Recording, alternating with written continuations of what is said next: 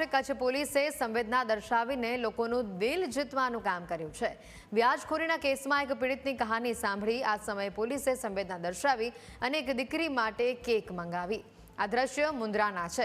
Mundra police દ્વારા વ્યાજખોરો વિરુદ્ધ કડક ઝુંબેશ ચલાવવામાં આવી રહી છે। આ અભિયાન દરમિયાન એક પીડિતે જણાવ્યું કે ગત ઓગસ્ટમાં તેણે પોતાની દીકરી આરફાના જન્મદિવસ પર કેક લેવા માટે ₹170 બચાવ્યા હતા। વ્યાજખોર શકીલ ધુઈયા દ્વારા ઉઘરાણીના દબાણ હેઠળ તે રકમ આપવી પડી અને કેક લીધા વિના ઘરે પરત ફરવું પડ્યું। આ ઘટના પોલીસને જણાવતી વખતે પીડિત ભાવુક થઈ ગયા હતા। પોલીસે આ પરિસ્થિતિમાં સંવેદના દર્શાવી તાત્કાલિક કેક મંગાવીને પોલીસ સ્ટેશનમાં આરફાની હાજરીમાં કેક કટિંગનું આયોજન કર્યું।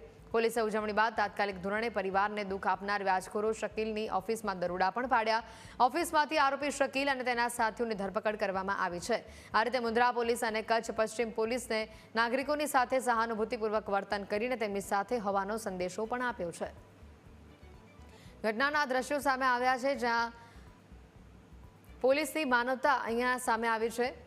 વ્યાજખોરો જે આ પરિવારને ત્રાસ આપતા હતા તે ત્રાસમાંથી આ પરિવારને બચાવ્યો છે અને દીકરીના જન્મદિવસની ઉજવણી પણ પોલીસ દ્વારા કરવામાં આવી। પોલીસ સ્ટેશનની અંદર જ કેક મંગાવીને દીકરી પાસે કેક કટ કરાવી અને તેના જન્મદિવસની ઉજવણી કરવામાં આવી।